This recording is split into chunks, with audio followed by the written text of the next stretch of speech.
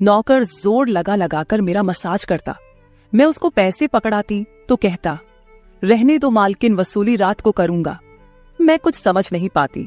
जैसे जैसे वह मसाज करता मुझ पर खुमारी बढ़ती ही जाती और मैं सुकून से गहरी नींद सो जाती। लेकिन एक रात मुझे नींद नहीं आई। मेरे तो होश उड़ गए जब उस रात मसाज करते करते उसने, मेरा नाम दामिनी है, मैं बहुत खूबसूरत थी, इसीलिए शादी से पहले हर दिन मेरे लिए रिश्ता आता था। मैं अपने माँ बाप की इकलौती बेटी थी, इसलिए मेरा बाप चाहता था कि मैं डॉक्टर बनकर उसका नाम रोशन करूं।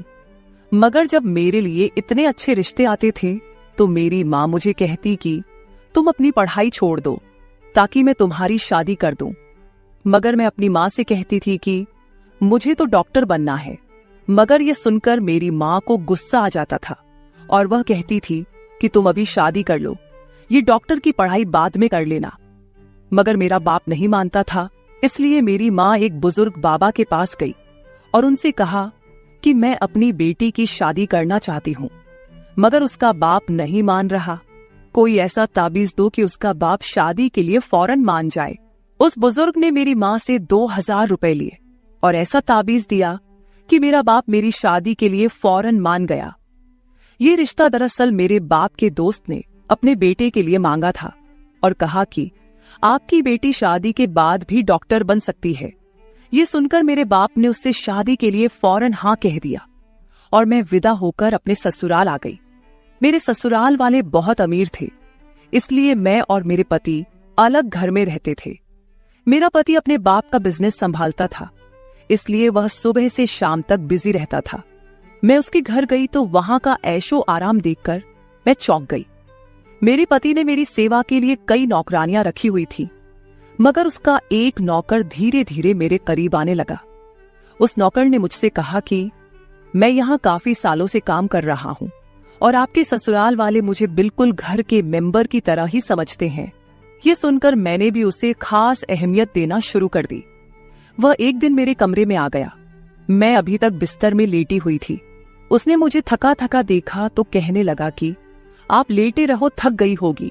अगर आपको ऐतराज ना हो तो मैं आपके पैर दबा दूं। यह सुनकर मैं चौंक गई।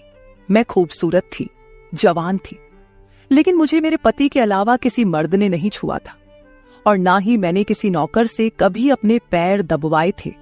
इसलिए मैंने फौरन मना कर दिया, क्योंकि मुझे अच्छा नहीं लगता कि कोई पराया मुझे छुए। यह सुनकर वह चुप हो गया और मेरे कमरे से चला गया। तभी मुझे एहसास हुआ कि मैंने उसकी बात का जवाब बहुत सख्ती से दिया था। शायद वह पहले भी मेरे ससुराल में ऐसे काम करता होगा, मगर मैंने साफ इनकार करके उसका दिल तोड़ दिया था। दरअसल मैं बहुत नरम दिल थी, इसलिए मुझे बाद में अफसोस होने लगा। मैं उसके बारे में सोचने लगी कि यह नौकर तो काफी जवान और खूबसूरत है, मुझे इससे पैर नहीं दबवाना चाहिए था।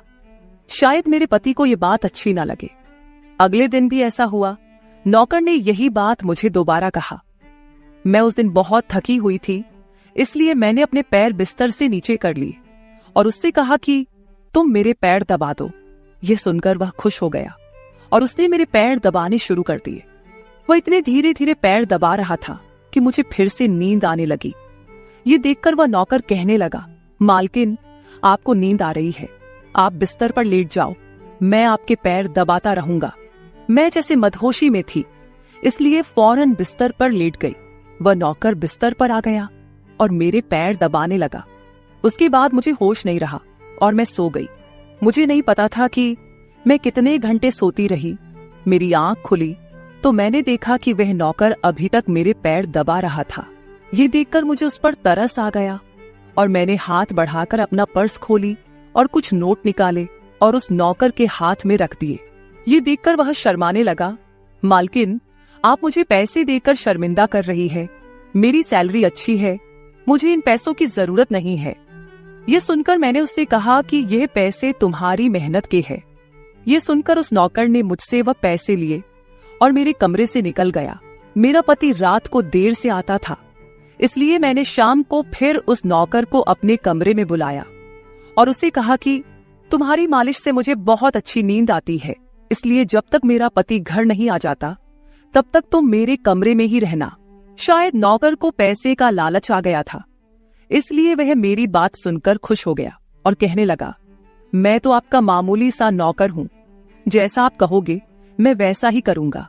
आपके पैर दबाता रहूंगा ताकि आपकी थकान उतर जाए और आपको सुकून मिले। ये सुनकर मैंने उससे कहा कि तुम्हारे हाथों में जादू है, इसलिए तो मेरी सारी थकावट उतर जाती है। एक दिन नौकर ने मुझसे कहा कि आपकी सास भी कभी कभी मुझसे मसाज करवा लेती थी। ये सुनकर मैं चौंक गई।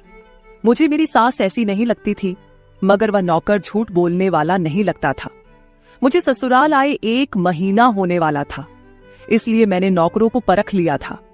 वह मुझे हर बात सच ही कहता था।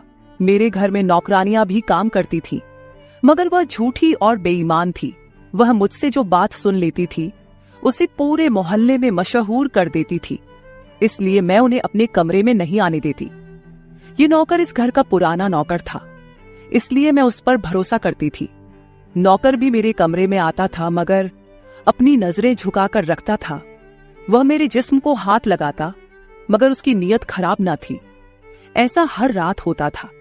एक दिन मैंने अपने पति से कहा कि जब से हमारी शादी हुई है हम कहीं घूमने फिरने नहीं गए। ये सुनकर मेरे पति ने कहा कि जब से हमारी शादी हुई है तुम भी तो हर वक्त नींद में रहती हो। मैं रात को घर आता हूं तो तुम गहरी नींद में होती हो। दिन को मेरे पास वक्त नहीं होता और रात को मेरे घर आने से पहले तुम सो जाती हो। ये सुनकर मैं अपने दिल में सोचने लगी कि यह सब नौकर की मालिश की वजह से हो रहा था। मेरे पति की शिकायत सही थी। मुझे रोज रात को अपने पति के लिए जागना चाहिए था। उस दिन मैंने फैसला किया कि आज रात जब नौकर मुझे मालिश के लिए कहेगा तो मैं इनकार करूंगी, ताकि मुझे नींद ना आए और मैं अपने पति के आने तक जागती रहूं। शाम हुई तो मैंने नहाकर खुद को खूब तैयार किया और दुल्हन बनकर बिस्तर पर बैठ गई। नौकर मेरे कमरे में आया तो उसने मुझे मालिश के लिए पूछा, मगर मैंने साफ इनकार कर दिया। मेरी बात सुनकर वह कुछ उदास हो गया और वापस चला गया। कुछ देर बाद नौकर मेरे कमरे में आया तो उसके हाथ में दूध का गिलास था। मैंने खाना नहीं खाया था, इसलिए फौरन दूध पी ली और अपने पति का इंतजार करने लगी, मगर मुझे नींद आ गई और मैं सो गई। सुबह में जागी तो नौकर फौरन मेरे कमरे में आया और कहने लगा, मालकिन आपके लिए नाश्ता लेकर आऊं। ये सुनकर मैंने अपने पति के बिस्तर की तरफ देखा, वह खाली था।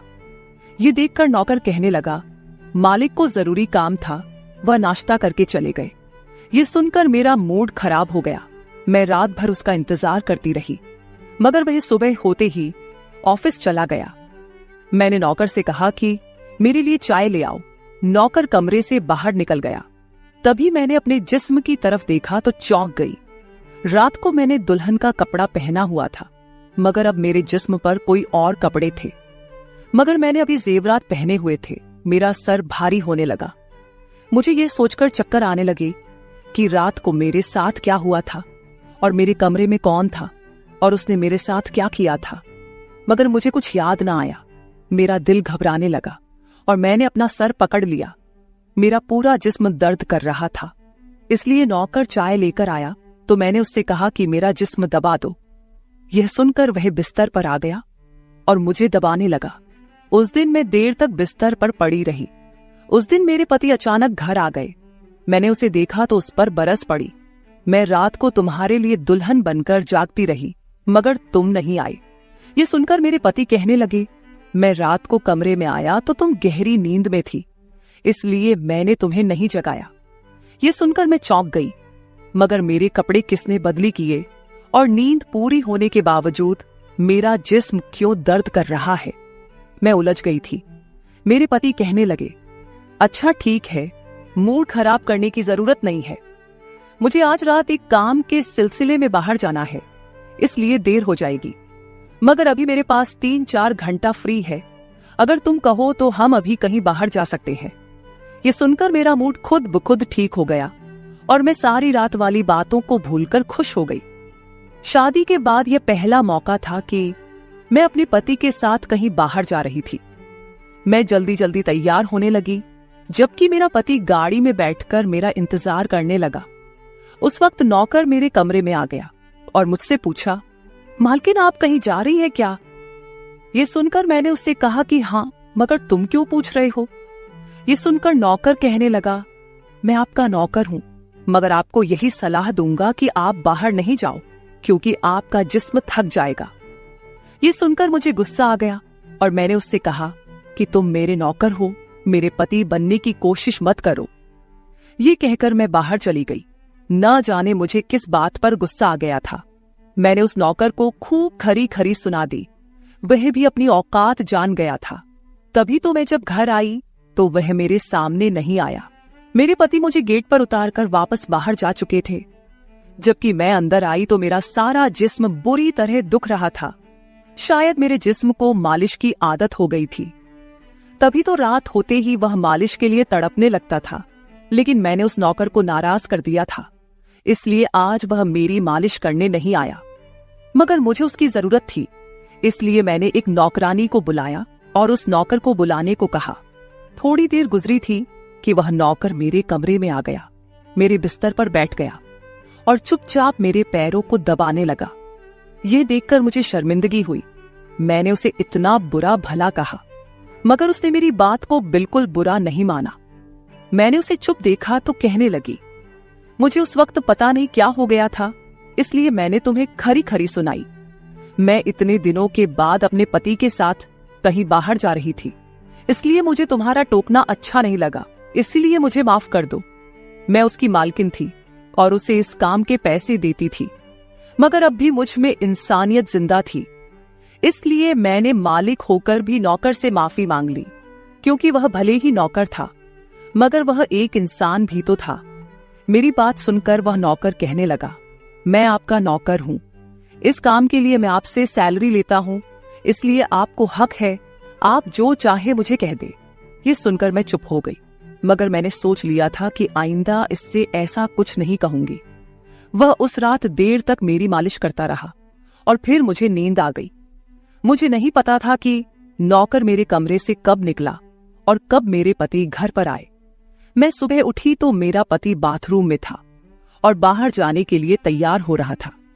मैं उसे हैरानी से देखने लगी। पता नहीं आजकल मुझे क्या हो रहा था। नौकर की मालिश से मुझे इतनी गहरी नींद आती कि मुझे किसी बात का होश ना रहता था। मुझे इस बात का भी पता नहीं चलता था कि मेरा पति कब कमरे में आता था। मैं सोचने लगी कि इस नौकर की मालिश में ऐसा क्या जादू था कि वह मेरे पति के आने से पहले ही मेरी मालिश करता, तो मैं अचानक गहरी नींद में सो जाती थी।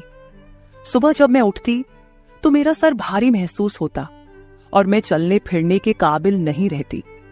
मगर यह बात मैंने अपने पति को नहीं बताई, क्योंकि मैं नहीं चाहती थी कि ये बात मेरे पति को पता चले कि मैं उस नौकर से मसाज करवाती थी। एक दिन मेरा पति दिन के वक्त घर पर ही रहा। मैंने नौकर से घर के सारे काम करवाए, अपने कमरे में नहीं आने दिया। नौकर भी घर के सारे काम करता रहा और मसाज वाली बात किसी के सामने अपने मुंह से नहीं निकाली। मैं भी चाहती थी कि यह बात किसी को पता ना चले। इस दौरान जब मेरा पति घर से बाहर जाता था, मैं उस नौकर को कमरे में बुला लेती थी। मगर एक दिन मेरा पति अचानक ही घर आ गया और मैं कमरे में थी। यह देखकर मैं बहुत घबरा गई और सोचा कि पति के आने से पहले नौकर को भगा दूं। मगर यह नौकर भी बड़ा समझदार था। मेरे पति के आने से पहले दूसरे काम पर लग गया और मेरे पति को कुछ पता नहीं चला। मैं मसाज घर की नौकरानियों से भी करवा सकती थी, मगर उस नौकर के हाथ में क्या जादू था कि मैं उसे हर रोज अपने कमरे में बुला लेती थी। मुझे पता नहीं क्या हो जा रहा था। जिस रात मैं नौकर से मसाज नहीं करवाती थी, उस रात मेरे पूरे जिस्म में दर्द हो जाता था। सुबह में जागती तो मेरा सर भारी हो जाता था और मुझे थकान भी हो जाती थी। एक रात मैंने नौकर से मालिश करवाई और गहरी नींद सो गई। सुबह मेरी आंख खुली तो फिर से मेरे कपड़े चेंज हो चुके थे। ये क्या माजरा था? ऐसा कौन करता था? क्या मेरा पति मेरे साथ ऐसा कर रहा था? मैं सोच में पड़ गई। मैंने शीशे के सामने जाकर देखा तो चौंक गई। मेरे पूरे जिस्म पर लाल निशान पड़ गए थे। यह कैसे निशान थे? मैं अपने जिस्म पर हाथ फेरने लगी। मैं जैसे उस निशान को मिटाना चाहती थी, मगर ऐसा ना हुआ। अगले दिन फिर मैंने अपने जिस्म को देखा कि निशान खत्म होने के बजाय फैलने लगे थे। मैं घबरा गई। तभी मेरे कमरे में नौकर आ गया और उसने मुझे मालिश को कहा। मैं उस निशान को छुपाना चाहती थी, इसलिए उसे कहा कि आज तुम सिर्फ मेरे पैर दबा दो। उसने मुझसे कुछ नहीं पूछा, मगर मैं अंदर ही अंदर डर रही थी। किसी दिन मेरे पति ने यह निशान देख लिए तो मैं उसे क्या जवाब दूंगी। मैं ये सोच सोचकर थक चुकी थी, इसलिए मैंने तकिए पर पैर रख दिए। नौकर मेरा मसाज करने लगा। मेरी आंखें नींद से बंद होने लगी थी। तभी मुझे नौकर ने ऐसी बात कह दी जिसे सुनकर मेरे होश उड़ गए। उसने मुझसे कहा, मालकिन आप मुझे बहुत अच्छी लगती हो। मेरी आंखें बहुत बोझल होने लगी थी। मुझे उसकी बात समझ नहीं आई और फिर मैं गहरी नींद सो गई। सुबह मेरी आंख खुली तो मेरा पति भी बिस्तर में लेटा हुआ था। मेरा सर भारी हो रहा था और जिस्म दर्द से छूट रहा था, मगर उसके बावजूद मैं अपने पति के करीब गई और उसे धीरे से उस निशान के बारे में बता दिया। मैंने सोचा कि यह निशान बढ़ रहे थे, इसलिए मुझे यह बात अपने पति को बता देनी चाहिए।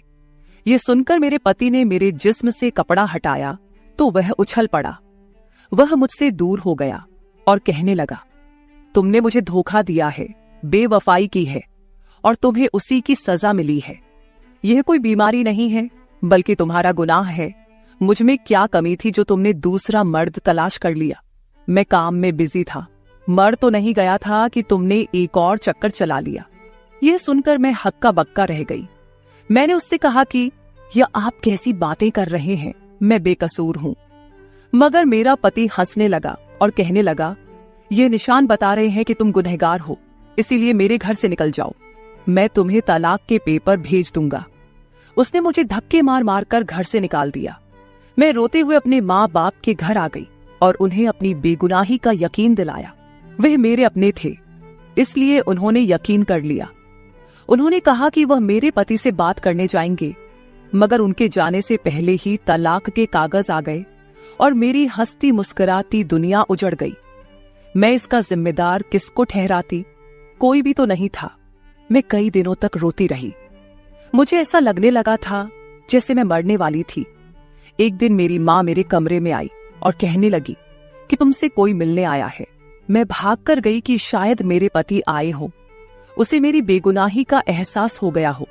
मगर वहां मेरा पति नहीं था, बल्कि वही नौकर था जो उसके घर काम करता था। मैंने उसे आने का कारण पूछा तो वह कहने लगा, मैं आपके उन निशानों के बारे में जानता हूं। यह सुनकर मैं चौंक गई। मैंने उसको कसकर पकड़ा और उसकी शर्ट का बटन एक झटके से खोल दिया। मुझे अब समझ आया कि मेरे पति ने मुझ पर इतने गंदे इल्जाम क्यों लगाए थे। ये कहकर मैंने नौकर के सीने पर मुक्के मारने शुरू कर दिए। मैंने कहा, ये निशान मेरे जिस्म पर कैसे आए? तुमने मसाज के बहाने मेरे साथ क्या क्या किया था? मुझे सच सच बताओ। ये सुनकर नौकर ने मेरे दोनों हाथ पकड़ लिए और कहने लगा, मेरा नाम राजेंद्र है और मैं तुम्हारे साथ यूनिवर्सिटी में पढ़ता था, मगर मुझे तुमसे प्यार हो गया। मैं भी डॉक्टर बनना चाहता था और मैंने सोचा था कि जब हम दोनों डॉक्टर बन जाएंगे तो मैं तुम्हारे बाप से तुम्हारा हाथ मांग लूंगा। मगर एक दिन तुम्हारी सहेली की जुबानी मुझे पता चला कि तुम्हारी माँ तुम्हारी शादी जल्द करना चाहती है, इसलिए मैंने डर कर तुम्हारे घर रिश्ता भेजा। मगर तुम्हारे बाप ने इनकार कर दिया और कहा कि मैं अपनी बेटी की शादी तब करूंगा जब वह डॉक्टर बन जाएगी। इसलिए मैं टेंशन फ्री होकर अपनी पढ़ाई करने लगा। मुझे एक हफ्ते के लिए अपने कजिन की शादी के लिए शहर से बाहर जाना पड़ा। तभी तुम्हारी शादी हो गई। वह यह सब मुझसे कह रहा था और मैं चुपचाप उसे देख रही थी। जब मैं वापस आया तो मेरी मोहब्बत किसी और की दुल्हन बन चुकी थी।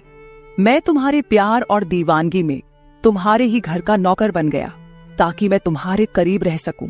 मैं तुम्हारे करीब आना चाहता था, इसलिए मसाज के बहाने तुम्हारे कमरे में आ जाता था और रात को तुम्हारे दूध में बेहोशी की दवा मिला देता था ताकि तुम सोती रहो और तुम्हारा पति तुम्हारे करीब ना आ सके, क्योंकि तुम मेरी थी। मैं तुम्हें किसी और के करीब नहीं देख सकता था। ये सुनकर मैं हक्का बक्का रह गई। क्या तुमने मेरे साथ कभी कुछ गलत किया? ये सुनकर उसने मेरा हाथ अपने सर पर रख लिया और कहा, मैं तुमसे प्यार करता था, इसलिए तुम्हारी इजाजत के बगैर मैं तुम्हारे साथ कुछ नहीं करना चाहता था। ये सुनकर मैंने उस निशान की तरफ इशारा किया जो हम दोनों के जिस्म पर थे। ये सुनकर वह हंस दिया और कहा कि मैं डॉक्टर हूं और यह सिर्फ इन्फेक्शन है। ये मैंने इसलिए किया ताकि तुम्हारे पति को हम दोनों के ऊपर शक हो जाए। ये कहकर उसने मुझसे माफी मांग ली और मैंने पूरे 1 साल उसे सजा देने के बाद माफ कर दिया और फिर उसके साथ शादी कर ली। तो मेरे प्यारे दोस्तों, ये थी हमारी आज की छोटी सी कहानी। आपको ये कहानी कैसी लगी कमेंट करके जरूर बताएं। अगर आपको ये कहानी पसंद आई हो तो इसे लाइक करें और अपने दोस्तों के साथ शेयर करें। अगर आप ऐसी ही और भी इंटरेस्टिंग और रोमांटिक कहानियां सुनना चाहते हो तो चैनल को सब्सक्राइब जरूर कर ले और बेल आइकॉन ऑन कर ले ताकि आपको मेरी हर कहानी समय पर मिल सके। कल मिलेंगे एक और नई कहानी के साथ। धन्यवाद।